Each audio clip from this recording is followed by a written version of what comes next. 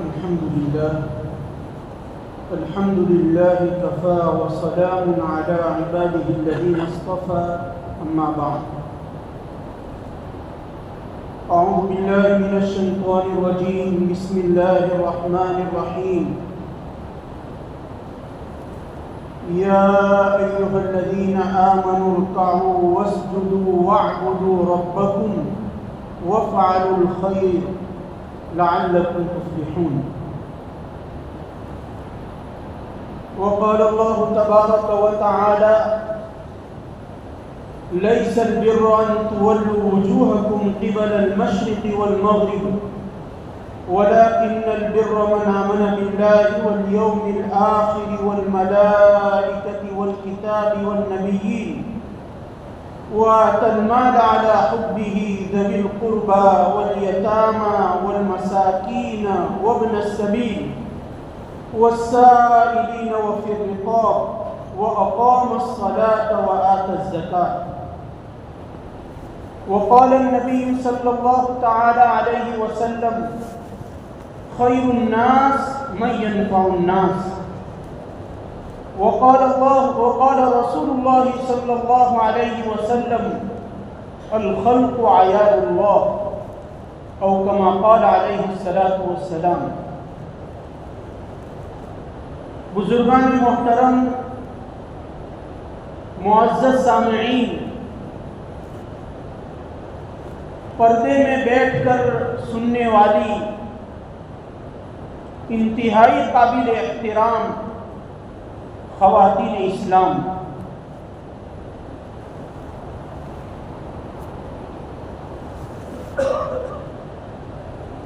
آج کے اس عظیم اجلاس میں اسلام کی ایک عظیم عمل کو لے کر حاضر ہوا اور وہ عمل ہے خدمت خلق، مخلوق کی خدمت کرنا. اسلام نے بہت سارے اعمال کرنے کا حکم دیا ہے، لیکن ان میں سے ایک اہم عمل جو ہے وہ خدمت خلق ہے. اللہ تعالیٰ کی مخلوق کی خدمت کرنا، اس میں انسان بھی آ جاتا ہے، جانور بھی آ جاتے ہیں. تمام کی خدمت کرنا، ان کے ساتھ حسن سلوک کرنا، ان کی خیرخواہی کرنا، ان کے ساتھ ہمدردی کا سلوک کرنا، یہ ایک عظیم الشان عمل ہے. البتہ خدمت خلق کے دو رخ ہیں، خدمت خلق کی دو صورت ہے. ایک خدمت خلق کا ایک طریقہ تو وہ ہے جو کسی دین کے ساتھ خاص نہیں ہے، کسی مذہب کے ساتھ خاص نہیں ہے، کسی قوم کے ساتھ خاص نہیں ہے، کسی علاقے، کسی طبقے، کسی جماعت کے ساتھ خاص نہیں، بلکہ دنیا میں پائے جانے والی تمام اقوام یہ خدمت خلق کی صورت کو اختیار کرتے ہیں. اور وہ صورت یہ ہے کہ بھوکے کو کھانا کھلانا، ننگے کو کپڑا پہنانا، پیاسے کو پانی پلانا، یتیم ہے تو یتیم کی کفالت کرنا، اس کے لیے ایسے انتظامات کرنا کہ وہ بھی معاشرے میں ان بچوں کی طرح ترقی کرے جن بچوں کے سروں پر ان کے ماں باپ کا سایہ ہے. ان کی تعلیم و تربیت کا انتظام کرنا، ان کی دنیا اور آخرت کو سنوارنے کی فکر کرنا، بیواؤں کا خیال رکھنا، ان کے اناج کا، ان کی عفت اور حفاظت کا، ان کی عصمت کا خیال رکھنا، مسافرین جو ایک جگہ سے دوسری جگہ جاتے ہیں ان کے لیے کھانے کا انتظام کرنا، ان کے لیے رہنے کا انتظام کرنا، یہ جو بھی خدمت خلق کا طریقہ ہے یہ کسی اسلام کے ساتھ، کسی دین کے ساتھ، کسی جماعت کے ساتھ، کسی معاشرے کے ساتھ، کسی بستی کے ساتھ خاص نہیں ہے، بلکہ دنیا میں جتنے بھی ادیان ہیں، چاہے وہ اسلام ہو، چاہے وہ یہود ہو، چاہے وہ نصرانی ہو، چاہے وہ ہندو ہو، چاہے وہ سکھ ہو، چاہے وہ پارسی ہو، دنیا کا کوئی بھی دین آپ لے لیجئے، خدمت خلق کی یہ صورت تمام ادیان میں پائی جائے گی۔ تھوڑا بہت فرق ہو سکتا ہے کہ کسی دین میں اہمیت ان چیزوں کی زیادہ ہے اور کسی میں کم ہے، لیکن تمام کے اندر یہ چیزیں پائی جاتی ہے۔ سب بھوکے کو کھانا کھلانا اچھا سمجھتے ہیں، ننگے کو کپڑا پہنانا اچھا سمجھتے ہیں، اور بیواؤں کے سر پر ہاتھ رکھنا، یتیموں کے اوپر شفقت کرنا، یہ سب کے اندر سب دینوں کے اندر جو ہے وہ پایا جاتا ہے۔ ہاں، اسلامی جو ہدایات ہے اور اسلام نے خدمت خلق کے حوالے سے جو تصور پیش کیا ہے، جو ہدایات ہم کو دی ہے، جو تعلیمات ہم کو دی ہے، اس نے خدمت خلق کی شان کو بڑھا دیا، خدمت خلق کی الگ شان جو ہے وہ بنا دی۔ چنانچہ میں نے ایک حدیث پاک پڑھی، اس میں اللہ کے رسول صلی اللہ علیہ وسلم نے فرمایا، خیر الناس من ينفع الناس، کہ لوگوں میں سب سے بہتر آدمی وہ ہے جو لوگوں کو نفع پہنچائے۔ لوگوں کو نفع پہنچانا اس کی صورت یہی ہے کہ اگر کوئی محتاج ہے، فقیر ہے، ضرورت مند ہے اور قابل احتیاج ہے تو اس کی ضرورت کو پورا کیا جائے۔ پانی پینے کی ضرورت ہے، پانی پلایا جائے، کھانے کی ضرورت ہے، کھانا کھلایا جائے، کپڑے کی ضرورت ہے، کپڑا پہنایا جائے۔ یہی ہے خیر الناس من ينفع الناس، کہ انسانوں میں سب سے بہتر آدمی اگر کوئی ہے تو وہ آدمی ہے جو دوسروں کے لیے مفید ہو، دوسروں کے کام میں آتا ہو۔ اور دوسری حدیث میں جو اللہ کے رسول نے فرمایا، بہت اچھا مضمون ہے اور بہت اچھا جملہ اللہ کے رسول نے فرمایا، الخلق عیال اللہ، کہ تمام مخلوق، کوئی تخصیص نہیں کہ مسلمان، بلکہ تمام مخلوق اللہ تعالیٰ کا کنبہ ہے، اللہ تعالیٰ کی فیملی ہے، اللہ تعالیٰ کا خاندان ہے۔ اب جس آدمی کو اللہ تعالیٰ سے محبت ہو تو کیا وہ مخلوقات میں کسی اور سے محبت نہیں کرے گا؟ ظاہر ہے کہ جب اللہ سے محبت ہے تو اللہ کے خاندان کے فرد سے بھی اس کو محبت کرنی ہوگی۔ ہمارے سماج میں اور معاشرے میں ایسا ہی ہے کہ اگر کوئی بڑا اپنے قبیلے اور خاندان کا بڑا ہے اور وہ اپنے خاندان میں موجود افراد سے محبت کرتا ہے، تعلق رکھتا ہے، ان کے کھانے پینے کی ذمہ داری اگر وہ اٹھاتا ہے تو ہر ایک آدمی کی فکر کرے گا۔ خاندان میں کوئی جو ہے وہ فرق نہیں کرے گا کہ میں اس کے کھانے کا انتظام تو کروں گا، میں فلاں کے کھانے کا انتظام نہیں کروں گا، بلکہ خاندان کے ہر فرد کے لیے وہ انتظام کرتا ہے۔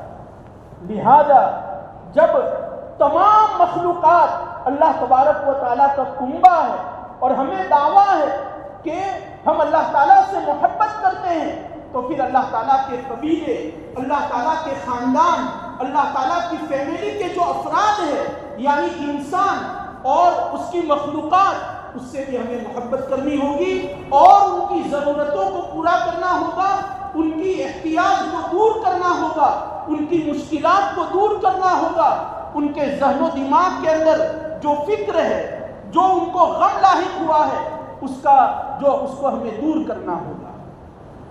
بلکہ مسلمانوں، اللہ تبارک و تعالیٰ نے ایک حدیث قدسی میں خدمت خلق کا جو مفہوم بیان کیا ہے، تمام ادیان میں یہ چیز پائی جاتی ہے، لیکن اسلام نے اس خدمت خلق کو نیچے سے اٹھا کر اوپر پہنچا دیا، اس کی شان کو کتنا بلند کیا، اس سے زیادہ خدمت خلق کا تصور نہیں ہو سکتا۔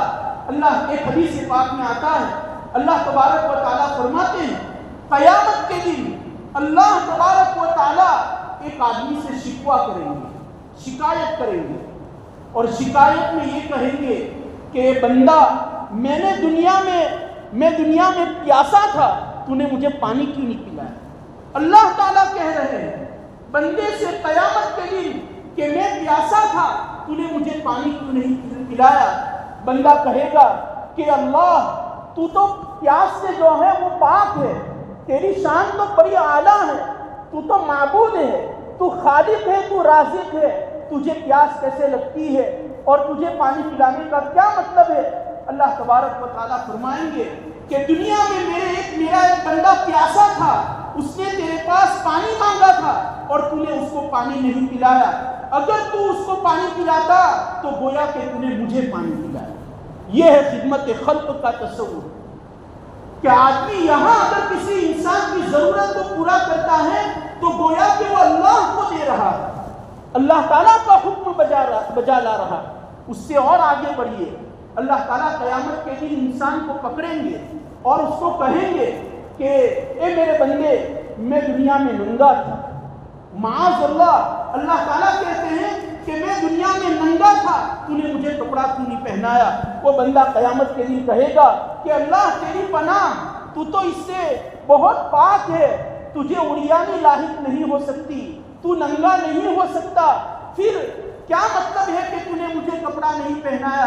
اللہ تعالیٰ فرمائیں گے کہ تیرے گاؤں میں، تیری بستی میں، تیرے پڑوس میں، تیرے محلے میں اور تیرے خاندان میں، تیرے جو ہے وہ تیرے اطراف و اکناف میں ایک آدمی نے تجھ سے کپڑا مانگا تھا، تجھ سے یہ درخواست کی تھی کہ میرا بدن جو ہے وہ چھپانے کے لیے مجھے کپڑا دیا جائے، تو تو نے منع کر دیا تھا۔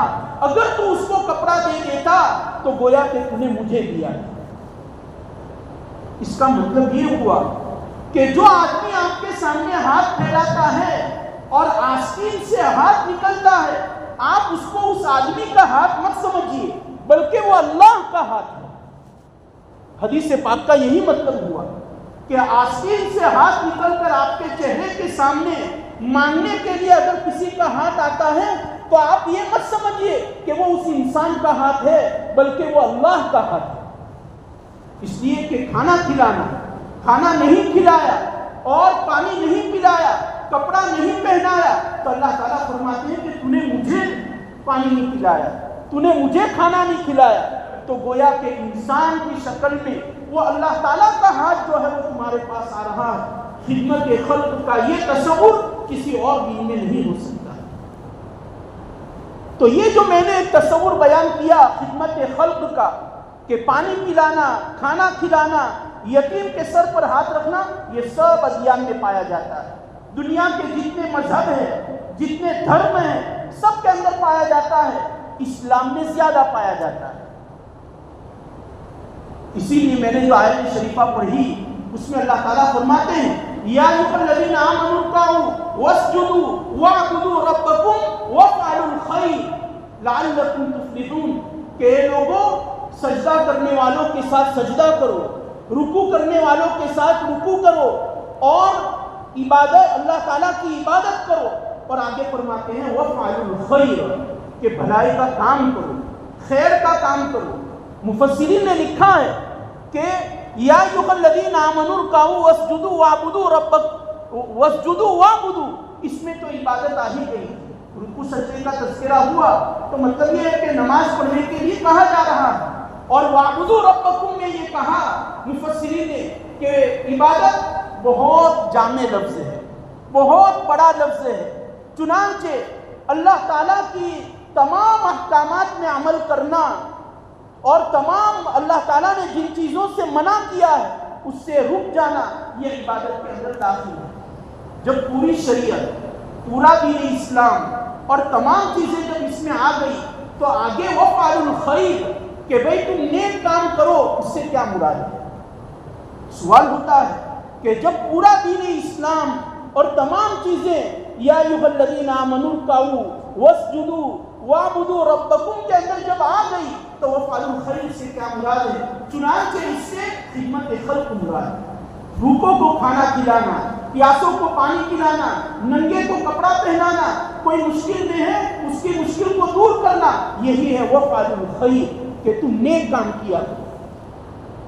اور دوسری آیت شریفہ جو میں نے پڑھی وہ تو مضامین کے اعتبار سے قرآن مجید کی عظیم آیت ہے.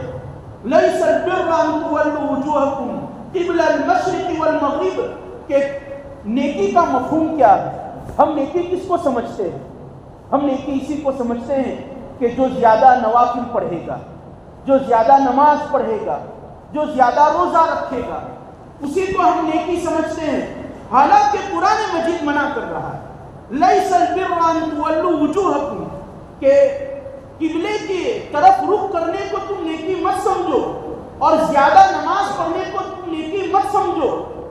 یہ نہیں کہا جا رہا ہے کہ یہ فرض اور واجب نہیں ہے، یہ بھی اسلام کا حکم ہے، اس کو کرنا ہوگا.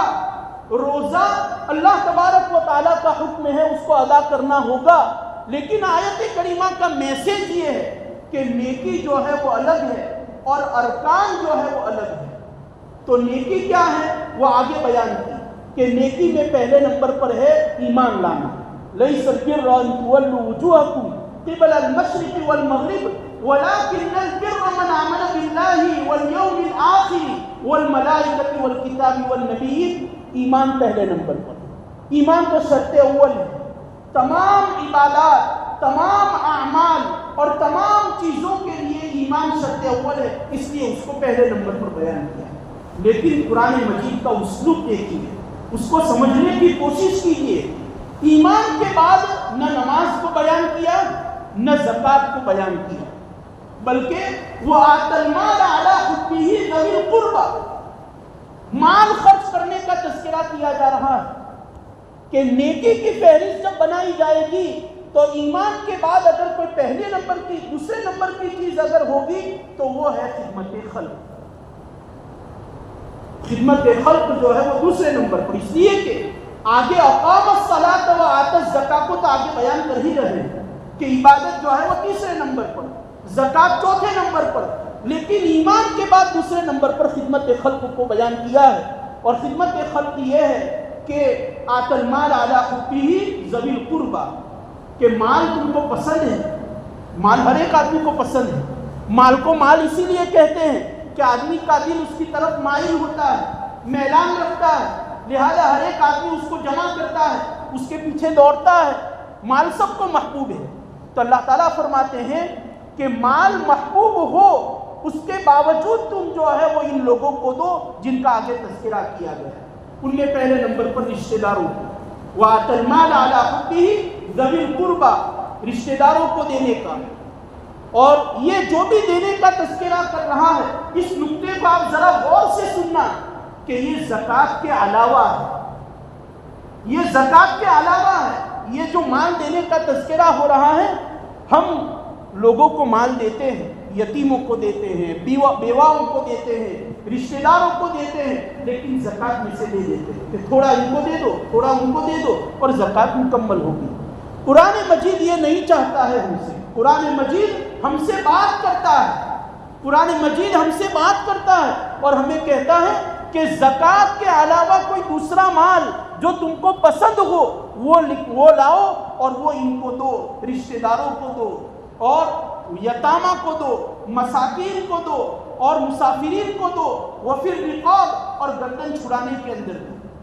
گردن چھڑانے کا مطلب یہ ہے کہ پہلے کے زمانے میں غلام وغیرہ ہوتے تھے تو آپ کے پاس مال ہے تو اس کو خرید لو اور اس کو آزاد کرو، جیسا کہ حضرت ابوبکر صدیق رضی اللہ تعالیٰ عنہ نے کیا. گردن چھڑانے کا دوسرا مطلب یہ ہے کہ ایک آدمی قرض میں ڈوبا ہوا ہے. قرض میں ڈوبا ہوا، بڑی تجارت تھی اس کی، بڑا کاروبار تھا، بڑی جائیداد تھی، لیکن اس کا دیوالیہ نکل گیا، وہ راستے پر آ گیا. اور اب ہم کیا کرتے ہیں؟ ہمارے معاشرہ یہ ہے کہ کسی نے 100 روپے دے دیے، کسی نے 200 دے دیے اور اس کو خیراتی بنا دیا. بس پوری زندگی اسی پر اب گزارتا رہے گا، مرتے دم تک خیرات، زکوٰۃ صدقات کھاتا رہے گا. قرآن مجید کہتا ہے کہ ایسا نہیں ہونا چاہیے، بلکہ لمسم ایسی مدد کرو کہ جیسا وہ پہلے تھا ویسا ہو جائے، اپنے پیروں پر کھڑا ہو جائے اور وہ بھی دوسرے لوگوں کی طرح معاشرے کا اور سماج کا قابل احترام آدمی بن جائے.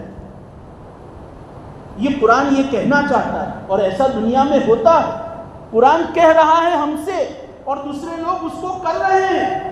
اسماعیلی لوگ ہوتے ہیں یا میمن لوگ جو ہوتے ہیں، ان کو آپ دیکھیے، ان کے سماج اور معاشرے میں آپ ذرا غور کیجیے، اگر ان کا کوئی ساتھی قرض میں ڈوبا ہوا ہے اور بالکل دیوالیہ نکل گیا، زکوٰۃ صدقے کا جو ہے وہ مستحق ہو گیا، تو وہ اسی کے اوپر زندگی ہمیشہ اس کو دیتے ہی رہے، بلکہ سب مل کر ایک اتنی بھاری اس کی مدد کر دیتے ہیں کہ جیسا وہ پہلے تھا ویسا بعد میں واپس ہو گیا۔ تو قرآن یہی کہنا چاہتا ہے کہ تم جو ہے وہ خدمت خلق کرو، اور سب سے بڑھ کر وقت بہت کم ہے ورنہ میں اور اس میں جو ہے وہ تفصیل بیان کرتا۔ جناب نبی کریم صلی اللہ علیہ وسلم کا اس روئے زمین کے اوپر جو سب سے پہلا تعارف ہوا وہ خدمت خلق کے لیے ہوا۔ آپ سوشل ورکر تھے، اللہ کے رسول سماج میں اور معاشرے میں یہی کام کرتے تھے۔ وحی نازل ہونے سے پہلے، وحی نازل ہونے کے بعد آپ کا کام الگ تھا، لیکن وحی نازل ہونے سے پہلے اللہ کے رسول کیا کرتے تھے آپ ذرا غور سے سننا۔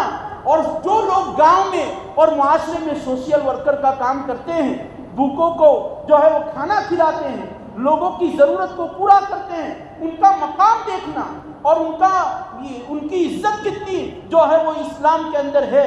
چنانچہ آپ جانتے ہیں کہ اللہ کے رسول صلی اللہ علیہ وسلم جب 40 سال کی عمر ہوئی اور آپ غار حرا میں تھے، پہلی مرتبہ حضرت جبرائیل امین سورہ علق کی ابتدائی 5 آیات لے کر آئے۔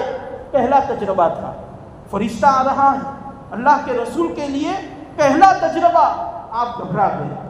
پورا واقعہ ذکر کیا ہے، آپ گھبرا گئے، غار حرا سے اترے، اپنی زوجہ اپنی بیوی حضرت خدیجہ رضی اللہ تعالی عنہ کے پاس آئے اور آ کر کہا کہ زمیلونی زمیلونی، کہ مجھے جو ہے وہ چادر میں لپٹا دو، اور پھر آپ نے جملہ کہا خشیت علی نفسی، کہ مجھے اپنی جان جانے کا اندیشہ ہے۔ اور آپ نے کہا کہ مجھے پتہ نہیں کیا ہوا کہ الگ الگ طرح کے واقعات میرے ساتھ پیش آ رہے ہیں، چنانچہ فرشتہ آیا تھا اور اس طرح جو ہے وہ اس نے مجھے دبایا۔ قربان جائیے حضرت خدیجہ رضی اللہ تعالی عنہ کی عقل پر اور ان کی فراست پر، یہی وہ عورت ہے کہ جس نے جناب نبی کریم صلی اللہ علیہ وسلم نے فرمایا کہ اگر انسانوں میں سب سے بڑا احسان اگر میرے اوپر کسی کا ہے تو وہ خدیجہ الکبریٰ کا ہے۔ انہوں نے کیا جملہ کہا تھا؟ انہوں نے کہا واللہ لا یخزیک اللہ ابدا، کہ اللہ تعالیٰ آپ کو کبھی ضائع نہیں کرے گا، آپ گھبرائیے مت۔ آپ کہتے ہیں کہ میری جان کو خطرہ ہے، آپ بالکل مت گھبرائیے، اللہ تعالیٰ آپ کو بالکل ضائع نہیں کرے گا، اللہ تعالیٰ آپ کو جو ہے وہ ہلاک و برباد نہیں کرے گا۔ اور اس کی وجہ آگے بیان کی، انک لتصل الرحیم، انک لتصل الرحیم وتحمل الکل وتکسب المعدوم وتقری الضیف وتعین علی نوائب الحق۔ 5 جملے کہے، 5 وجہ بیان کی کہ آپ کو اس لیے اللہ تعالیٰ جو ہے وہ ضائع نہیں کرے گا کہ آپ جو ہے آپ تو غریبوں کی مدد کرتے ہیں، آپ تو بڑھیا اور بوڑھے لوگوں کا سامان اٹھاتے ہیں، آپ تو مصیبت زدہ کی مصیبت کو دور کرتے ہیں، آپ تو جو ہے وہ یتیموں اور بیواؤں کا آپ بوجھ اٹھاتے ہیں۔ سماج میں اور معاشرے میں کوئی آدمی فکر مند ہے تو آپ تو اس کو حوصلہ افزائی کے دو کلمات کہتے ہیں آپ۔ لہذا ایسے آدمی کو اللہ تعالیٰ ضائع نہیں کرے گا۔ معلوم ہوا کہ اس روئے زمین کے اوپر وحی کے آنے سے پہلے اللہ کے رسول کا جو سب سے پہلا تعارف ہوا وہ سوشل ورکر ہونے کے اعتبار سے، خادم خلق ہونے کے اعتبار سے، لوگوں کی خدمت کرنے کی وجہ سے جو ہے وہ آپ کا یہ تعارف ہوا۔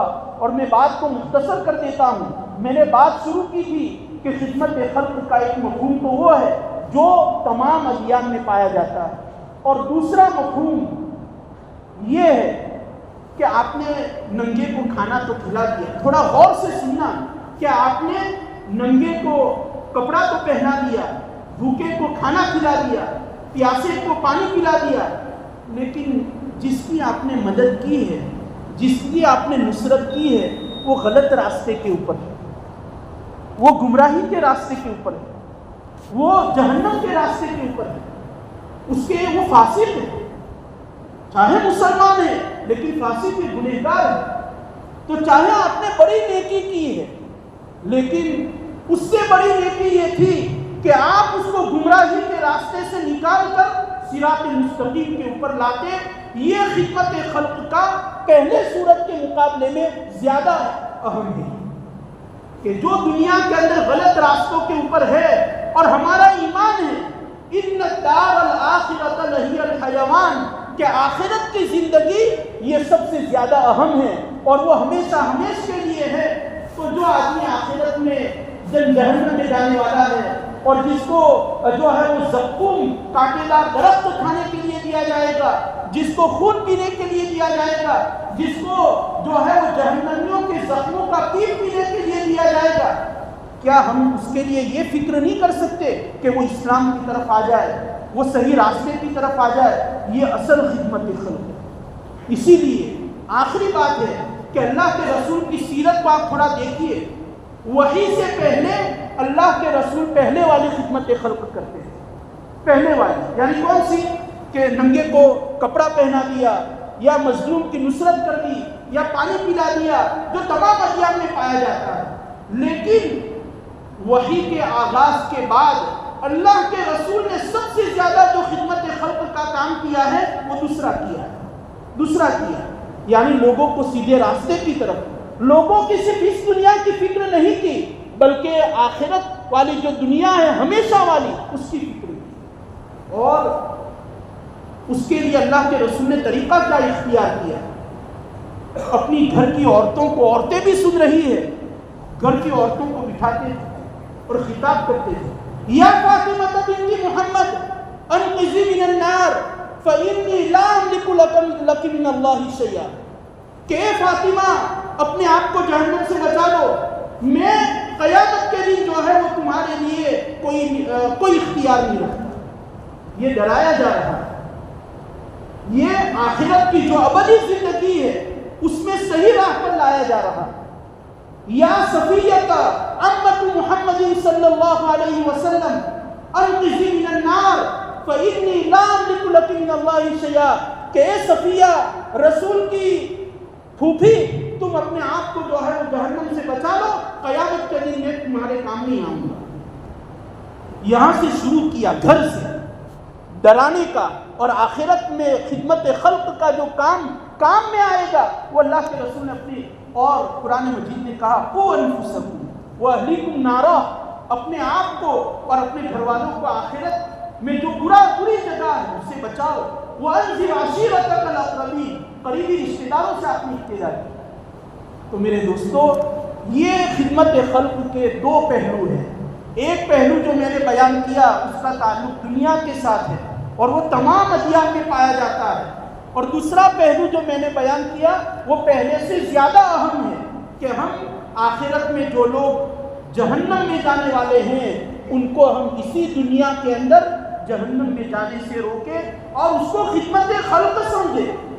آپ دوسرا نام اس کو نہ دیا جائے کہ بھئی تبلیغ کی جائے گی، یا اس کو جو ہے وہ امر بالمعروف اور نہی عن المنکر، اس کو خدمت خلق ہی کہا جائے۔ وہ ان کی خدمت ہے کہ آپ ان کو غلط راستے سے صحیح راستے کی طرف لا رہے ہیں۔ تو الغرض یہ دو خدمت خلق ہے۔ اللہ تعالیٰ ہمیں دونوں خدمت خلق کے دونوں پہلو پر عمل کرنے کی توفیق عطا فرمائے۔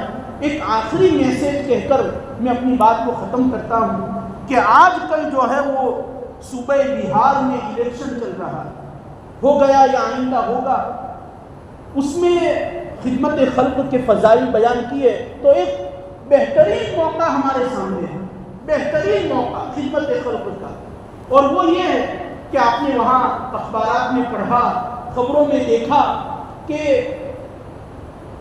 گنتی ہو رہی ہے، یعنی انسانوں کی گنتی جو ہے وہ ہو رہی ہے، اور کاغذات جو ہے وہ مانگے جا رہے ہیں کہ بھئی تم ہندوستان کے شہری ہو، یہ اس کا پروف لاؤ۔ وہاں ہو رہا ہے، چنانچہ جو کچھ کمی ہو رہی ہے اور جو لوگ نہیں پیش کر پا رہے ہیں ان کے ساتھ برا سلوک ہوگا۔ آسام میں ہم اس کی مثال دیکھ کر آئے، آسام کے اندر جو ہے وہ کیا ہوا وہ ہم نے مشاہدہ کیا.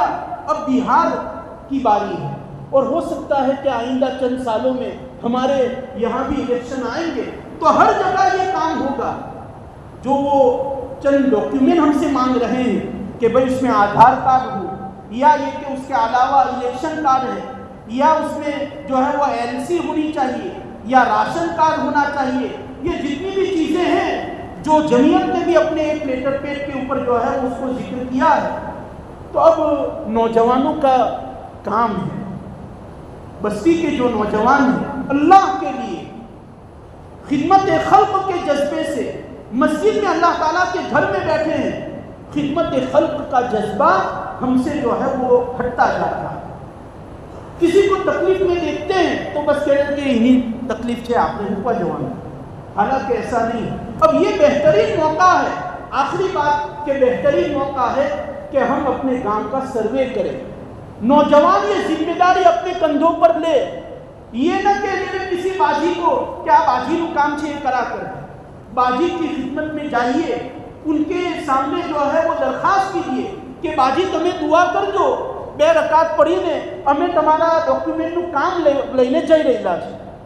اس طرح ہر سپیدریش بزرگ جو بھی ہو اس سے دعا کی درخواست کریں. اور جو ذمہ دار لوگ ہیں اور جو نوجوان ہیں پڑھے لکھے ہیں وہ اپنے کندھوں کے اوپر جو ہے وہ یہ ذمہ داری اٹھائے اور کوئی سلے کی تمنا نہ کرے. خدمت خلق کہتے ہی اس کو ہے کہ آدمی بغیر سلے کے کام کرے. ہم اگر اس کے اوپر کوئی سلا چاہتے ہیں کہ ہم یہ کام کریں گے تو ہمیں اتنا جو ہے وہ معاوضہ دیا جائے، بغیر سلے کے اس کام کو اپنائیے. گھر گھر کا جو ہے وہ معائنہ کیجیے، سروے کیجیے.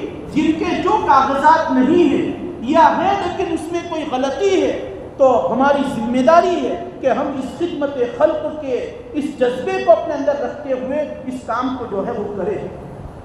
ورنہ آئندہ جو حالات ان دوسرے صوبوں میں آئے وہی حالات جو ہے وہ یہاں پر بھی آنے والے ہیں. اور یہ اہم چیز ہے، اسلام اور مسلمانوں کے وجود کی اور ان کی بقا کا سوال ہے.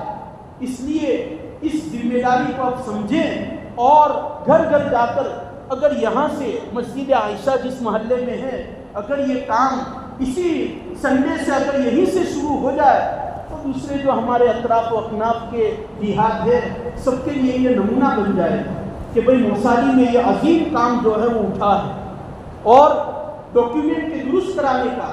لہذا تمام کاموں میں یہ کام جو ہے وہ جائے گا اور ان تمام کاموں کا ثواب آپ کو ملے گا. الدال علی الخیر کفاعلہ ہی.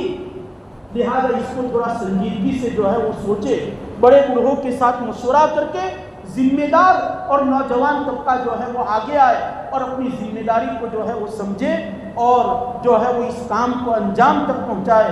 اللہ تبارک و تعالی ہمیں کہنے سننے سے زیادہ عمل کی توفیق عطا فرمائے. وآخر دعوانا الحمدللہ.